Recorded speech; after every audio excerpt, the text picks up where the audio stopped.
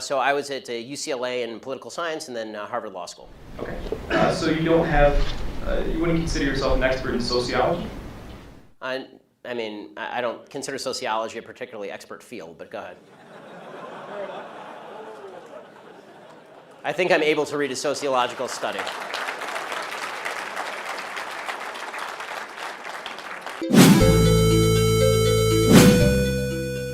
Hey, what's up guys? Welcome to another video by Top Productions, and this video is about Ben Shapiro's best roasts. Ben Shapiro is an American conservative political commentator, a columnist, author, radio talk show host and attorney. He is known for his hard logic and fast thinking during debates, and here are some of his best roasts and comebacks made in these debates. Don't forget to like the video, subscribe, turn on notifications and let us know what you think in the comments. Leave a comment for a shout out and to be featured in our next video.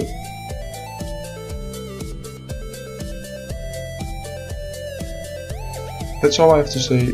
For now, enjoy the video.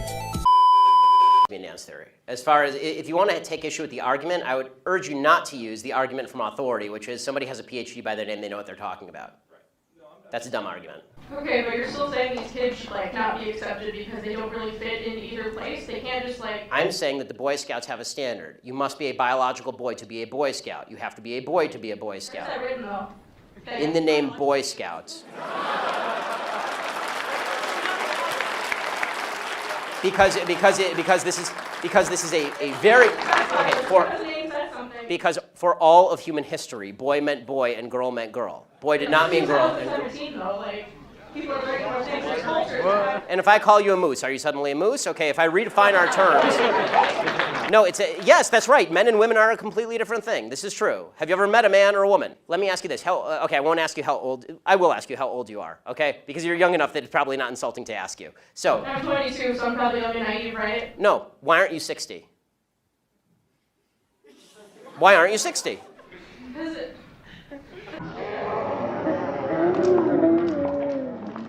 The normal suicide rate across the United States is 4%. The suicide rate in the transgender community is 40%. The idea that 36% more transgender people are committing suicide because people are mean to them is ridiculous. It's not true, and it's not backed by any science that anyone can cite. It is pure conjecture. have you talked to a group of trans people at all instead of this group of white people? I'm more than happy to talk to a group of any people who will have me, but usually they protest me. I'm not anti-birth control. I know. Birth control is extraordinarily cheap. That provides affordable birth control, which would in turn. Okay, they're not the only people in America who provide affordable birth control. You can go get a pack of condoms down at the local CVS for 12 bucks. Condoms great. People need medication too. See at the moment. But I think, would you agree with me on that one? Can we at least get a little agreement to finish this particular parlay? Okay, should rapists be castrated or killed? Well, yes. Okay, good, yeah, okay, we agree. Thanks. Americans. So why am I off the rails, Mr. Shapiro? Honestly, Piers, you've kind of been a bully on this issue because what you do, and I've seen it repeatedly on your show, I watch your show, and I've seen it repeatedly, what you tend to do is you tend to demonize people who differ from you politically by standing on the graves of the children of Sandy Hook, saying they don't seem to care enough about the dead kids. If they cared more about the dead kids, they would agree with you on policy. I think we can have a rational political conversation about balancing rights and risks and rewards of all of these different policies, but I don't think that what we need to do is demonize people on the other side as being unfeeling about what happened in Sandy Hook. How dare you accuse me of standing on the graves of the children that died there? How dare you? I've seen you do it repeatedly, Piers. Like I say, how dare you?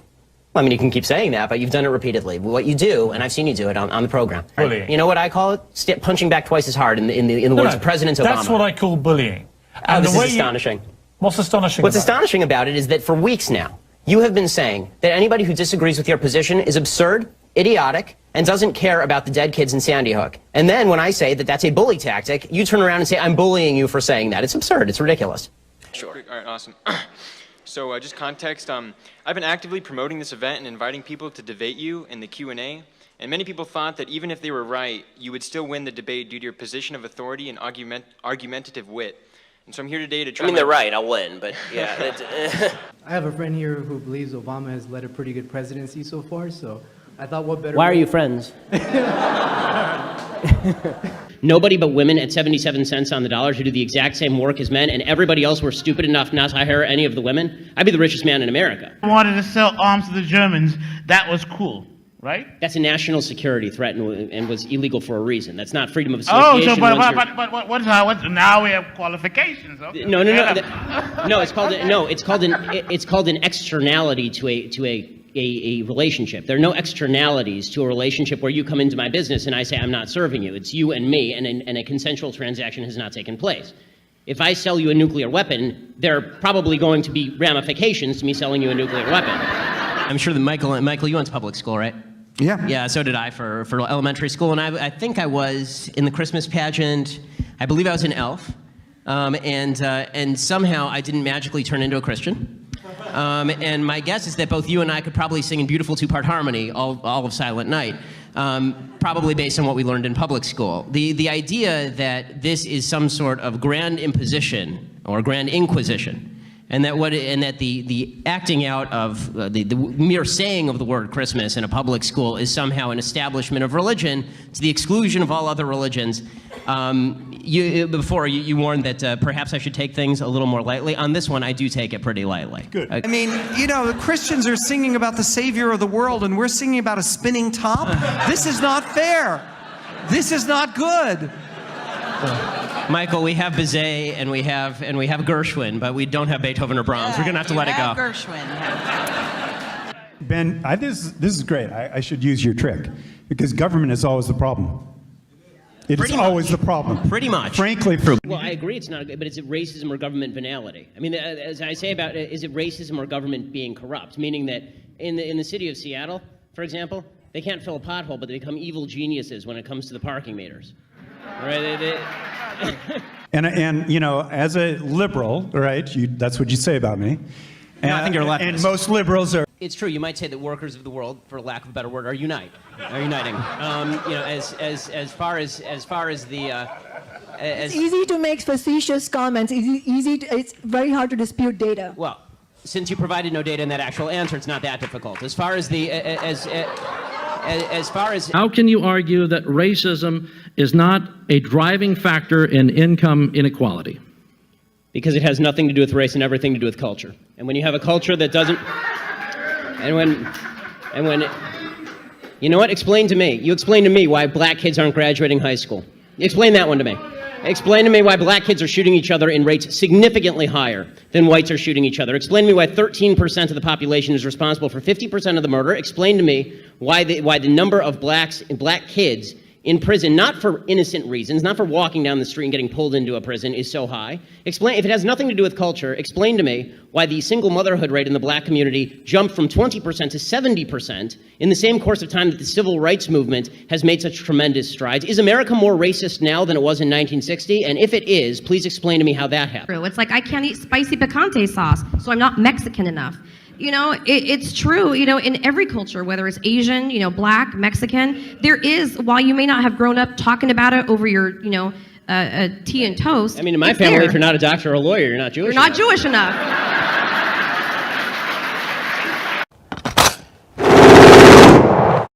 So, on the way over here, we got in a discussion about the wage gap. What would your opinion on this? I mean, it's not my opinion, it's statistical fact. This is bullshit. Okay, this.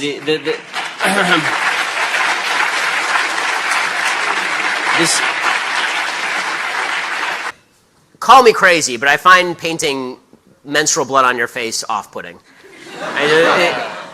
It's just not my thing. I mean, I think there's a reason why many of these women will die single and alone.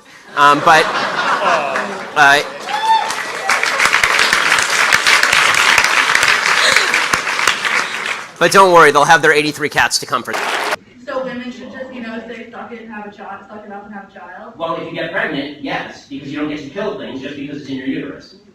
It's my body, how about you just stay out of it? How about you stay How and you about don't get to kill it because you're it's in there? talking so much about how... I don't care about your appendix. I don't care about your thorax. I don't even care about your uterus. I care about what's in it. And I can take out my appendix if I don't want it, so why can't I take out other parts of my body? Because they're not independent living human beings. For the mother, they form maternal abortion, it shouldn't happen. But if it's a threat to the mother's health, or if the mother, like, I don't see why he would force a living human being to give birth to that. Because it's another living human So being. you're gonna kill the mother to save the baby? And No, let the whoa, baby hold on. born? You're talking about a case where the mother's life's in danger. I don't know what you're talking Let them about. care and stuff after they're born. I agree with you that abortion is an exception when the mother's life's in danger. But the concept of bodily autonomy means that I don't have to give up any part of my body unless I say so. The baby is not part of your body. The baby is a baby. Nurture. Really, my wife is pregnant right now, and she's 30 weeks pregnant. Yeah. And 32. That baby is kicking the living crap out of her. Okay, that is a living human being in there. Okay, and I promise you that it is not a bundle of cells. Okay, I can guarantee you it's not a bundle of cells because that is a baby. Okay, and I'm sorry. You're technically a bundle of cells, but I